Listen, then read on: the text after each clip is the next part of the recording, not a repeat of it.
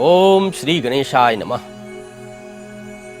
नमस्कार दोस्तों, मैं पंडित अम्बेश आचार्य और ये है आर्था चैनल। दोस्तों, हम इन चैनल के माध्यम से आपको महत्वपूर्ण जानकारियाँ देते आए हैं। तो इन्हीं संदर्भ में आज हम बात करते हैं अक्षय तृतीया के बारे में। ये अक्षय तृतीया क्या है, इसके महत्व क्या है, इसकी पूजन विधि क्या है और इससे लाभ क्या प्राप्त होते हैं। तो दोस्तों, वर्ष 2019 में अक्षय तृतीया 7 मई मंगलवार को है। यह अक्षय तृतीया वैशाख मास के शुक्ल पक्ष में मनाया जाता है, जो कि भगवान विष्णु की उपासना इसमें महत्वपूर्ण माना जाता है। दोस्तों, जैसा कि नाम से ही ज्ञात होता है, अक्षय अक्षय का अर्थ है जिसका कभी क्षय न हो।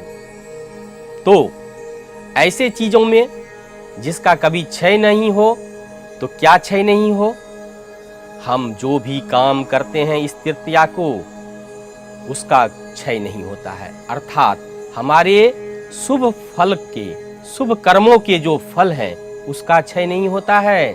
साथ ही साथ दोस्तों, मैं आपको ये भी बात बताना चाहूँगा कि यदि आप इस तृतीया के दिन कोई अशुभ फल करते हैं, अशुभ कर्म करते हैं, तो उसके भी फल क्षय नहीं होते हैं। तो हमको इस तृतीया के दिन किन चीज़ों से बचना चाहिए, क्या करना चाहिए, आइए इसके बारे में जानकारी प्राप्त करते हैं। दोस्तों, यह अक्षय तृतीया भगवान विष्णु की उपासना के लिए महत्वपूर्ण बताया जाता है। आप इस दिन ब्रह्म मुहूर्त में जागरण करें, स्वच्छ सरोवर में, नदियों में स्नान करें या घर पर भी स्नान आप कर सकते हैं। और इस दिन भगवान को अति प्रिय तुलसी का पत्र जो है वो आपको स्नान करने के बाद ही उसको तोड़ना चाहिए। भगवान विष्णु की पूजा उपासना माता लक्ष्मी के साथ करें, अथवा भगवान विष्णु की अकेले पूजा कर सकते हैं या अकेले लक्ष्मी माता का भी पूजन कर सकते हैं।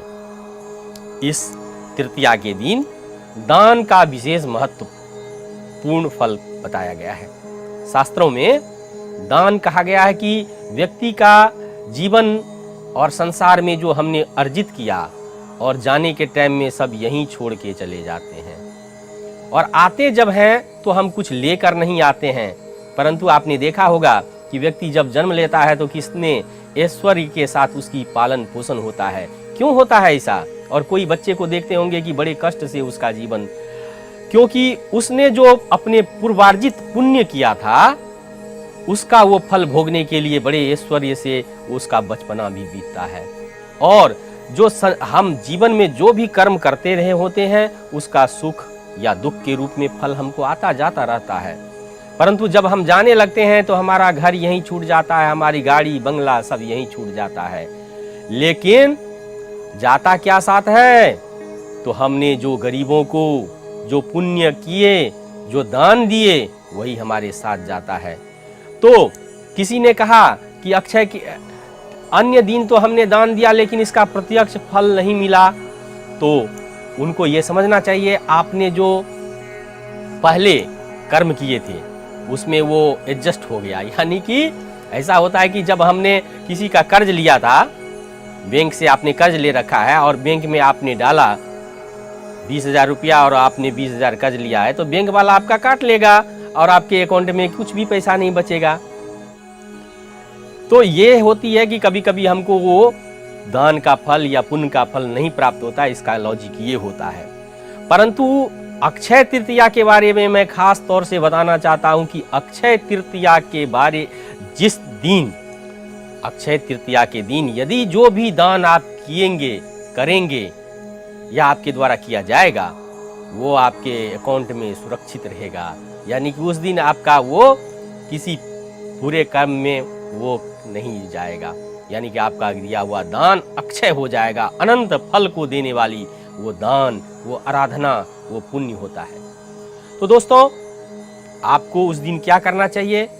हमने बताया, स्नान करके पवित्र वस्त्र, पीले वस्त्र धारण करिए और धारण करके भगवान विष्णु का आराधना करके षोडशोपचार पूजन करें। और इस दिन आप दान के निमित्त बहुत सारी वस्तु जो आपकी शक्ति हो उसके अनुसार से आप दान करें। पूजन करने के पश्चात संकल्पित होकर के दान करें तो वो दान आपका अक्षय होगा। स्वर्ण दान, वस्त्र दान, अन्न दान, और उस दिन आप सत्तू, भींगे हुए चीजों का दान, ककड़ी का फल इत्यादि भी दान कर सकते हैं। और जल का दान, सुराही का दान, स्वर्ण कलश का दान, परंतु स्वर्ण कलश नहीं तो मिट्टी का कलश का दान, आप उसमें जल भर के, मीठा जल भर के दान कर सकते हैं। सत्तू का दान कर सकते हैं। ये सब तो दान था जो कि आपको इस लोक में और परलोक में भी सुख प्रदान कराने वाले दान हैं। गोदान, स्वर्ण दान, भूमि दान, ये सब दान भी पुराने समयों में किए जाते थे। तो दोस्तों, ये थे आपके करने योग अक्षय तृतीया के पुण्य कर्म। परंतु अगर आप सांसारिक दृष्टिकोण से आप कुछ करना चाहते हैं अक्षय तृतीया के दिन, तो उस दिन आप गृह प्रवेश, गृह आरंभ थोड़े नहीं कर सकते हैं, परंतु गृह प्रवेश उस दिन घर खरीद सकते हैं, वाहन खरीद सकते हैं। अपने सुख सुविधा के लिए जो भी साधन है आप उसको उस दिन खरीद सकते हैं। अपनी फैक्ट्री का उद्घाटन कर सकते हैं, दुकान का उद्घाटन कर सकते हैं, व्यापारिक प्रतिष्ठान का आप उद्घाटन कर सकते हैं। उस दिन का किया हुआ आपका वो व्यापार प्रतिष्ठान चमत्कारिक फल देगा और अनंत वृद्धि को प्राप्त करेगा। ये थे हमारे सांसारिक जीवन में सुख प्रदान कराने वाले या कार्य करने वाले अक्षय तृतीया के दिन किए जाने वाले कार्य।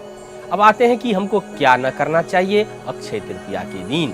तो दोस्तों, उस दिन आप किसी भी को कष्ट मन से, वचन से या कर्म से न पहुंचे, अन्यथा उस दिन का किया हुआ पाप भी अक्षय हो जाएगा।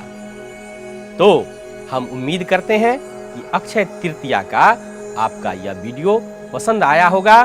तो आइए हम अब भगवान की उपासना करते हैं और भगवान की मंगल कामना करते हैं। जय श्री राम।